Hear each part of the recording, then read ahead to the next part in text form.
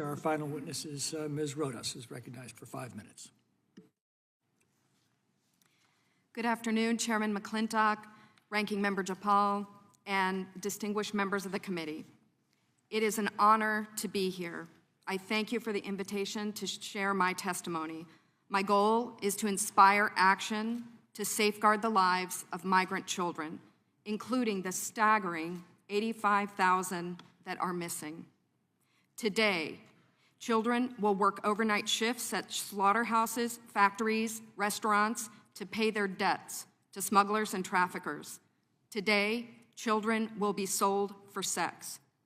Today, children will call a hotline to report they are being abused, neglected, and trafficked, and we don't know if they're going to get the help they need.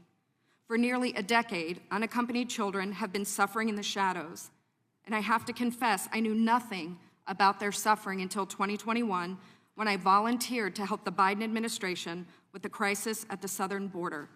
As part of Operation Artemis, I was deployed to the Pomona Fairplex Emergency Intake Site in California to help HHS, Office of Refugee Resettlement, reunite children with sponsors in the United States.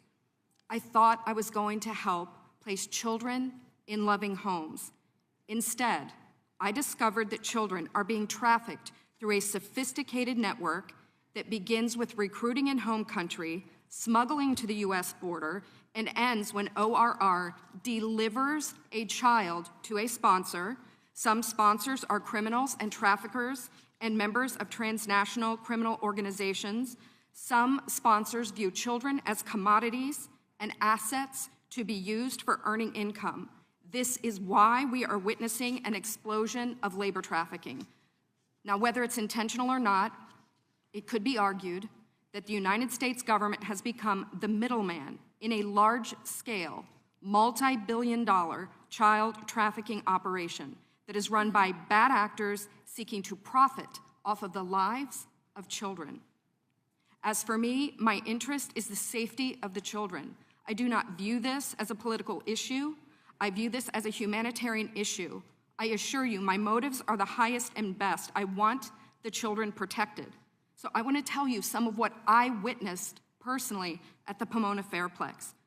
I saw vulnerable indigenous children from Guatemala who speak Mayan dialects and cannot speak Spanish. That means they cannot ask for help in English. They cannot ask for help in Spanish.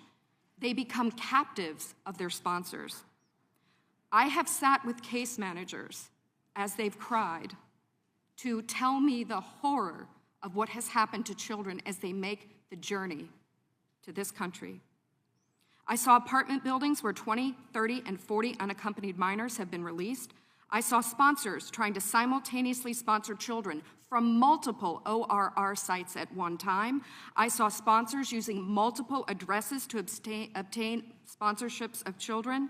And I saw numerous cases of children in debt bondage, and the child knew they had to stay with the sponsor until the debt was paid. Realizing that we were not offering the children the American dream, but instead putting them in modern-day slavery with wicked overlords was a terrible revelation. A terrible revelation. These children are a captive victim population with no access to law enforcement or knowledge of their rights. They are extorted, abused, neglected, and that is why I blew the whistle in 2021. I witnessed firsthand the horrors of child trafficking and exploitation. My life will never be the same after what I saw, but I have hope because I'm counting on you. It's my hope that you'll take action to end this crisis, to safeguard the lives of these vulnerable children. People have asked me, what can be done? What would you suggest? Well, first, I think HHS's #1 priority is oversight. They must commit to oversight, transparency, and accountability. If I could wave a magic wand, this, I believe, could be quickly solved by experts in the IG community. There is a Pandemic Analytics Center of Excellence, or the PACE, as we call it. I believe if data analysts at the PACE could look at the data, children could be rescued, criminals could be prosecuted if the PACE had access to this data. It shows where the children are and who has them. I think also we need to change the culture of speed over safety. Speed is the wrong performance measure when dealing with children. We need to revamp the vetting process of sponsors and have case managers who have investigative backgrounds, data analytics backgrounds, some certified fraud examiners. And I think we need to reimagine a system where the sponsor is the accountable party. Sponsors should be required to report to ORR. And lastly, stop retaliating against whistleblowers. Stop retaliating against the people who are trying to tell the truth to save the children. As it is written, a wise man listens to advice, while a fool continues in his folly, and HHS needs to be wise to care for these children. Thank you very much. Your time has expired.